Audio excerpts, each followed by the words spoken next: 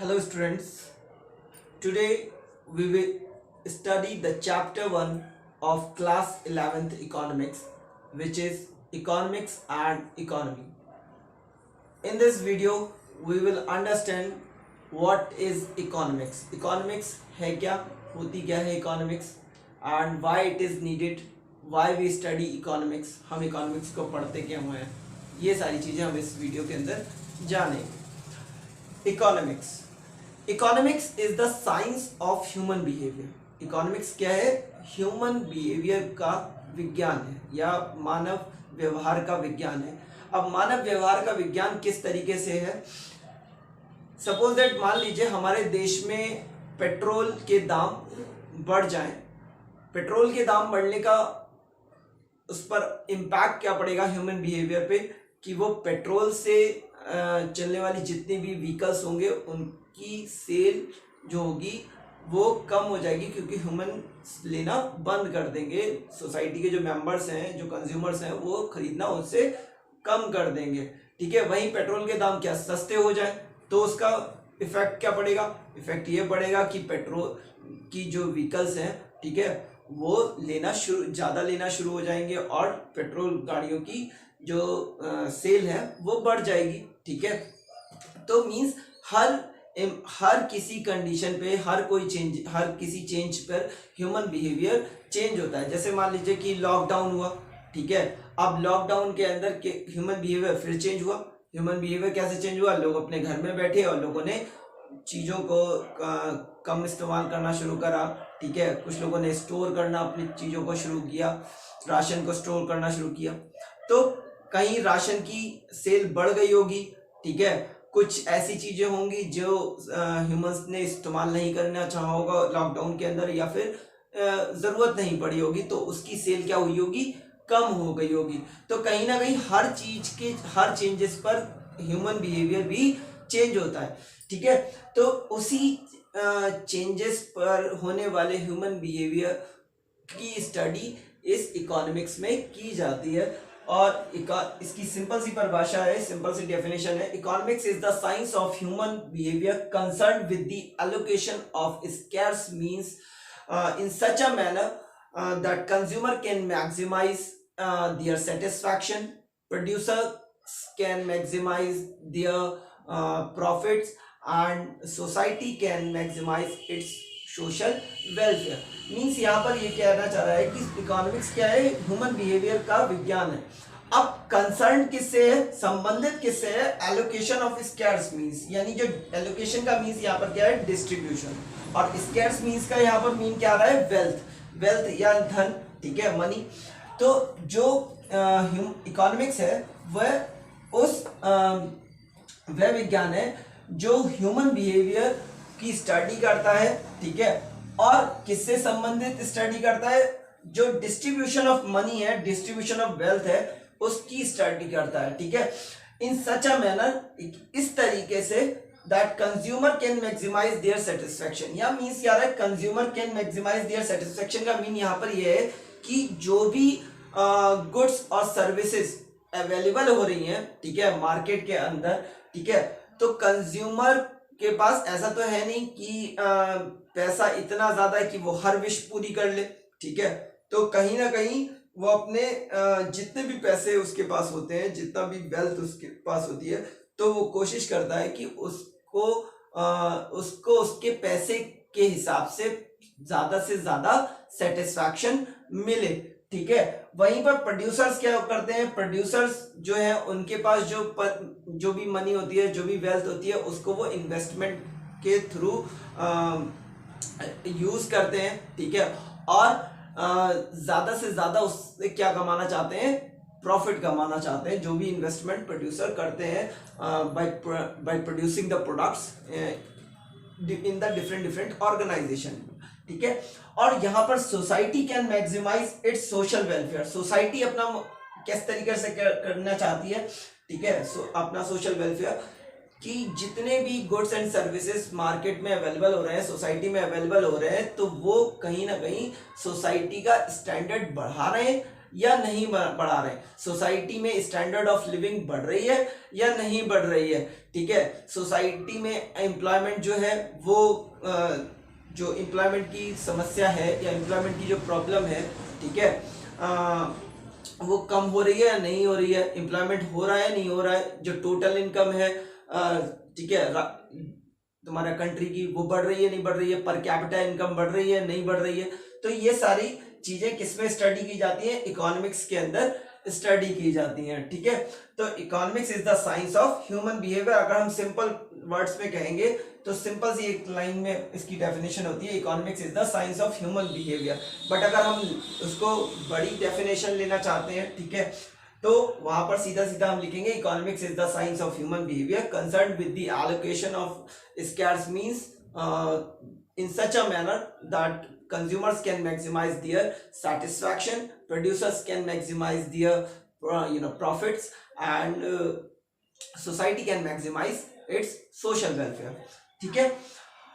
Now scarcity, the second topic is scarcity। scarcity क्या होती है, scarcity का मीन्स होता है कमी, ठीक है, या लिमिट, ठीक है, लिमिटेडनेस। अब स्कैरसिटी किस चीज की, स्कैरसिटी रिसोर्सेस की, ठीक है, क्योंकि आप सब जानते हो, ठीक है, बहुत अच्छी तरीके से कि अर्थ पे जितने भी रिसोर्सेज हैं हमारे पास, ठीक है, whatever the resources which we have on the earth, ठीक है, वो सबके सब क्या है, नेचर में लिमिटेड है, ठीक है। वो ऐसा तो है नहीं, जैसे पेट्रोल ले लीजिए तो पेट्रोल कैसा है, लिमिट है ना उसकी, एक दिन वो क्या होगा, खत्म हो जाएगा। कोल ले लीजिए तो कोल भी क्या हो जाएगा, एक दिन खत्म हो जाएगा। कोल कोई ऐसा तो है नहीं कि अनलिमिटेड भरा हुआ है कि जितना हम चाहेंगे उतना हम उसको डिग कर लेंगे और उसको यूज कर लेंगे, तो ऐसा तो नहीं है, तो कहीं ना कहीं उसकी क्या है, कमी है, ठीक है। तो यही चीज है स्कैरसिटी। तो स्कैरसिटी होती क्या चीज है, scarcity it refers a situation when we have when supply of resources is less than the demand of resources, means अगर जो चीज हम चाहते हैं, ठीक है, जो चीज जिसकी हम डिमांड करते हैं उसके हिसाब से अगर सप्लाई उस रिसोर्स की कम है तो वो क्या कहलाएगी, वो सिचुएशन स्कैरसिटी की कहलाएगी, ठीक है। जैसे मान लीजिए कि हमारे पास अगर 100 रुपए है, ठीक है, और 100 रुपए में एक कोई मान लीजिए कि एक चीज जो है वो कोई भी आर्टिकल ले लीजिए, मान लीजिए एक बुक है वो 100 रुपए में आती है, ठीक है, एक बुक, और 100 रुपए ही हमारे पास है। तो क्या मैं 100 रुपए में 10 बुक खरीद सकता हूँ क्या, नहीं खरीद सकता हूँ, मैं तो सिर्फ एक ही बुक खरीद सकता हूँ क्योंकि मेरे पास कितना पैसा है, 100 रुपए है, ठीक है। तो मेरे लिए जो स्कैरसिटी किसकी हुई, पैसे की। मेरी खरीदने की इच्छा तो कितनी है, 10 बुक खरीदने की इच्छा है, लेकिन मैं खरीद सकता हूं सिर्फ एक, क्यों, कारण क्या है, स्कैरसिटी। किसकी स्कैरसिटी, स्कैरसिटी ऑफ वेल्थ, ठीक है। लेकिन इसी तरीके से रिसोर्सेज में अगर हम आ जाए, ठीक है, जैसे मान लीजिए पेट्रोल है, या फिर आप गोल्ड ले लीजिए या हीरा ले लीजिए, ठीक है, डायमंड ले लीजिए। अगर मैं डिमांड करूं कि मुझे इतने डायमंड चाहिए, 1000 डिमांड चाहिए, 1000 डायमंड चाहिए, तो मैं वहां पर क्या करूंगा, और 1000 डायमंड अगर प्रोड्यूस हो रहे होंगे तभी तो वो मिल सकेंगे मुझे।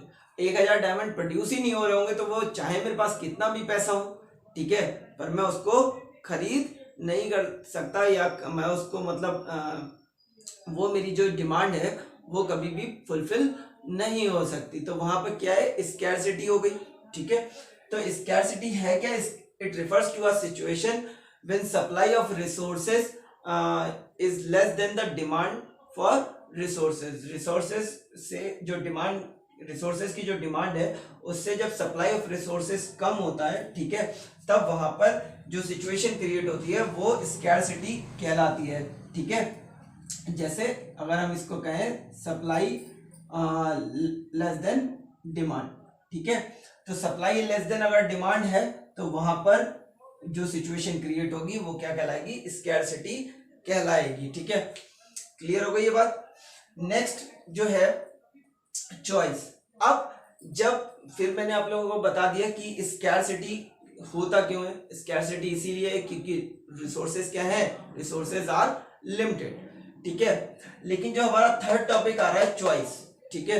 अब चॉइस और क्यों है, और सबसे पहले इसके पे बाद में चलेंगे, पहले हम चलते हैं यहीं पर एक चीज और टॉपिक है वो भी समझ लीजिए। स्कैरसिटी इमर्ज क्यों होती है, ठीक है, why scarcity emerge. Scarcity emerge इसलिए होती है क्योंकि ह्यूमन वांट्स आर अनलिमिटेड, ठीक है। Human wants are unlimited means कि जो इच्छाएं हैं, ठीक है, जो मानव की इच्छाएं हैं, जो ह्यूमन की वांट्स हैं, डिजायर्स हैं, वो क्या है, अनलिमिटेड होती हैं। अगर एक डिजायर को हम क्या कर लें, सेटिस्फाई कर लें, ठीक है, तो वहीं पर उसके सेटिस्फाई होने के बाद तुरंत एक नई डिजायर इमर्ज हो जाती है, ठीक है।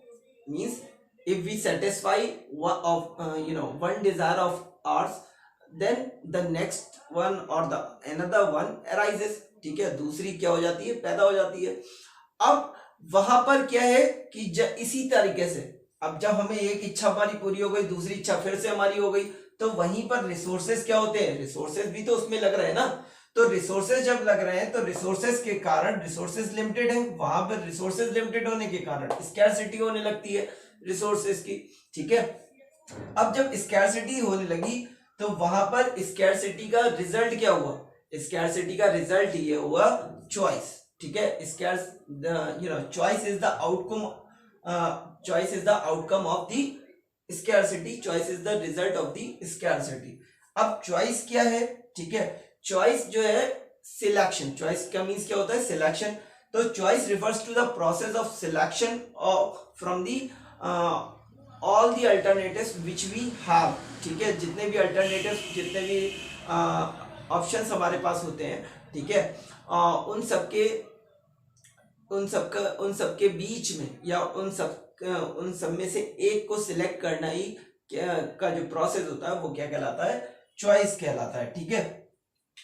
अब चॉइस में कारण क्या है, चॉइस भी क्यों इमर्ज होती है, चॉइस की इमर्ज इसीलिए होती है, चॉइस भी क्योंकि रिसोर्सेज कैसे हैं, लिमिटेड है, ठीक है, और रिसोर्सेज जितने भी हैं उनके अल्टरनेटिव यूजेस भी होते हैं। अल्टरनेटिव यूजेस कैसे, जैसे मान लीजिए पेट्रोल है, ठीक है, अब पेट्रोल को आप अपनी कार में भी यूज कर सकते हो, पेट्रोल को इंडस्ट्री में भी यूज किया जा सकता है, और पेट्रोल को आप अपने जनरेटर में भी यूज कर सकते हो। अब डिपेंड करता है कि आपको सबसे ज्यादा जरूरत किस में है, आपको जनरेटर में पेट्रोल की जरूरत है, आपको कार में जरूरत है, आपको इंडस्ट्री में जरूरत है, ठीक है। तो वहां पर आप क्या करोगे, चॉइस करोगे, ठीक है, according to the intensity of the desire, ठीक है, जो भी आपकी डिजायर की इंटेंसिटी है उसके अकॉर्डिंग आप क्या करोगे, चॉइस को या सिलेक्शन करोगे कि भैया मुझे ये काम करना है और मुझे इस रिसोर्सेज का ऐसे यूज करना है, ठीक है। तो choice refers to the process of selection from available limited resources and it emerge due to resources are limited and the resources have alternative uses, ठीक है। समझ में आ गया होगा आप लोगों को कि रिसोर्सेज के बाद रिसोर्सेज के अल्टरनेटिव यूजेस होते हैं और रिसोर्सेज लिमिटेड होते हैं, जिस कारण हमें चॉइस करनी पड़ती है, ठीक है। और ये समस्या, ये प्रॉब्लम आती क्यों है, स्कैरसिटी के कारण आती है, ठीक है। तो ये तीन चीजें जो हो गई हो, मैं समझता हूँ कि क्लियर हो गई होंगी। नाउ माइक्रो इकोनॉमिक्स, ठीक है। अब इकोनॉमिक्स जो है उसे दो पार्ट में डिवाइड किया गया है, ठीक है। Economics economics has two parts. The first one is microeconomics and the second one is macroeconomics। अब microeconomics क्या होता है, ठीक है।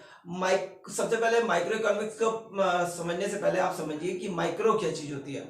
माइक्रो जो वर्ड है वो ग्रीक लैंग्वेज से आया है, ठीक है।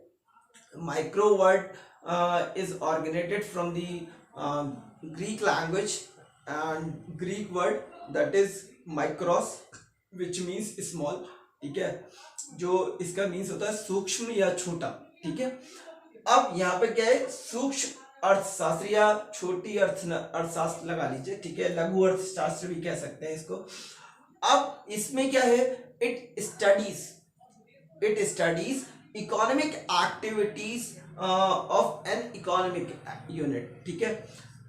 ये स्टडी किसकी करती है, इकोनॉमिक एक्टिविटीज की स्टडी करती है, और किसकी, एक इकोनॉमिक यूनिट की, ठीक है। एक इकोनॉमिक यूनिट की जितनी भी इकोनॉमिक एक्टिविटीज है उसकी स्टडी किस में की जाती है, माइक्रो इकोनॉमिक्स में की जाती है। जैसे कि मान लीजिए आप सॉल्ट की डिमांड है, ठीक है, तो सॉल्ट की डिमांड अगर आपका एक हाउस होल्ड की है, ठीक है, एक परिवार की है, तो वो उसकी स्टडी किस में की जाएगी, उसकी स्टडी की जाएगी माइक्रो इकोनॉमिक्स में, ठीक है।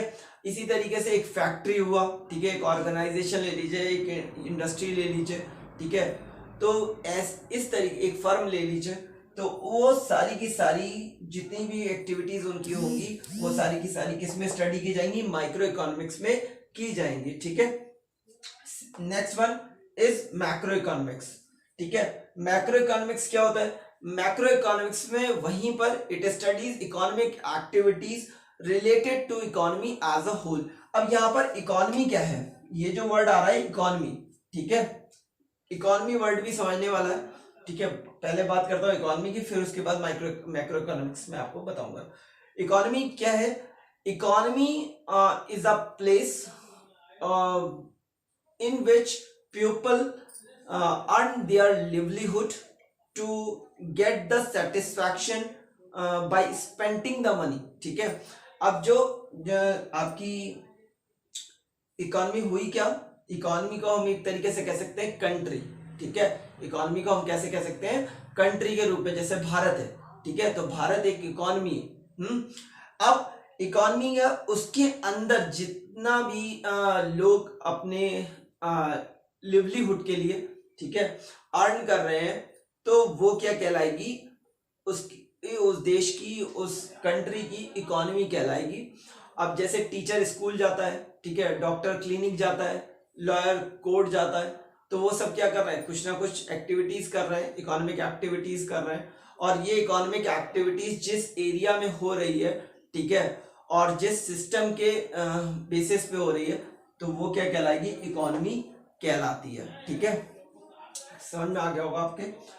तो नेक्स्ट वन जो मैं बता रहा था, मैक्रो इकोनॉमिक्स। मैक्रो इकोनॉमिक्स क्या होता है, ठीक है, it studies economic activities related to economy as a whole. अब यहाँ पर जो एक्टिविटीज, इकोनॉमी की जो एक्टिविटीज होती हैं, ठीक है, तो उनको एग्रीगेट के रूप में या एग्रीगेट में ही स्टडी किया जाता है।